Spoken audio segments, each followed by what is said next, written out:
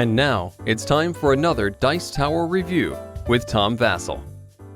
Mai Star is a game in which each player is trying to become the successor to a legendary geisha of Japanese society who is stepping down, and now you must persuade everyone so that you can take her place. Fantastic. You know, it's always been one of my lifelong dreams, and here I have a chance to put it into reality.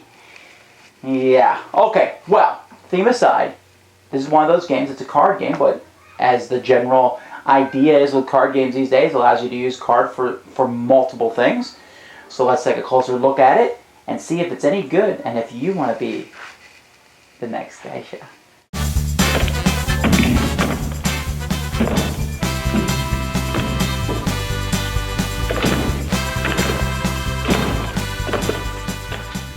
Each player is going to start with one of these geishas. There's 5 different geishas here. Each geisha has some stats. Let's take a closer look at this one here, Summer C. You can see she has a 3 in performance, a 5 in service, and a 1 in intelligence.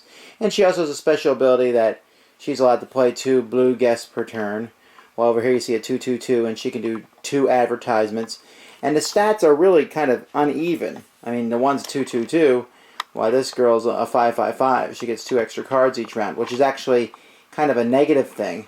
So I guess they're balanced. I haven't played the game enough with all 5 of them. I mean, I played with, you know, I've seen them all 5 in play, so I'm not sure how balanced they are. But we'll start with this girl here, Summer C. Now, at the beginning of each round, I'm going to draw from this deck 5 cards. Now, these cards are multi-use cards. So I get 5 of these cards, and on my turn, I can do one of several things. Okay, I have one action on my turn. One action is, if I don't like cards from my hand, I can get rid of 2 of them and draw 2 more from the pile. Another action is I can just draw a card from the pile. Usually not a good idea to do that action. Another thing I can do, and these are the important actions, are I can play a card as a guest. To play a card as a guest, I have to look for what that guest wants. So, for example, the citizen here wants at least a 1 intelligence. Okay, he wants to be able to talk with her, I guess, on some kind of level.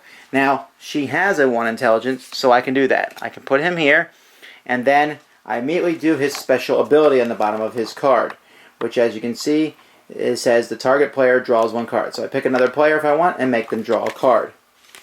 Here I have the prostitute, which, well, whatever.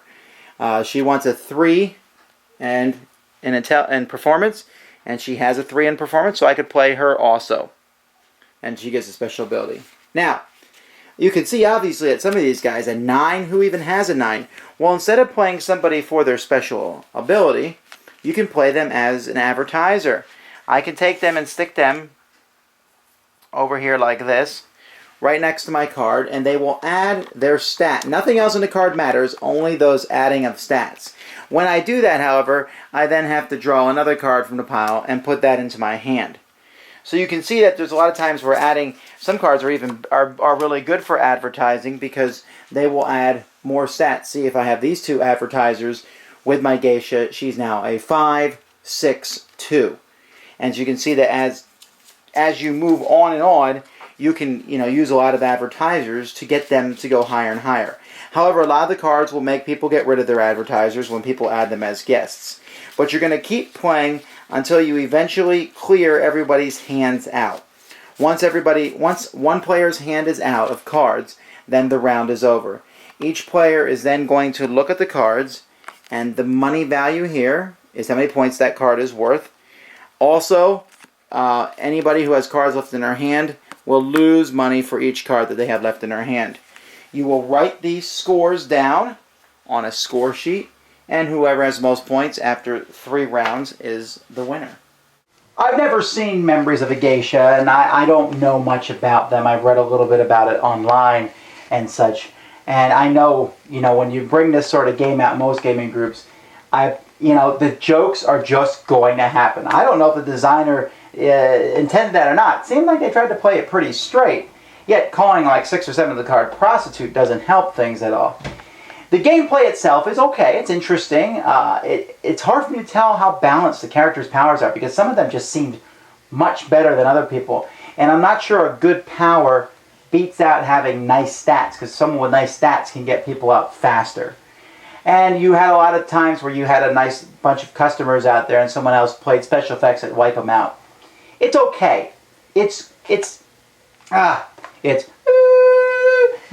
super exciting, not bad. It's a decent card game, but I don't know anything here that will draw you in. Unless you're someone who thinks the theme is really fascinating, then so be it. Maybe you should check it out. Either way, that's the game.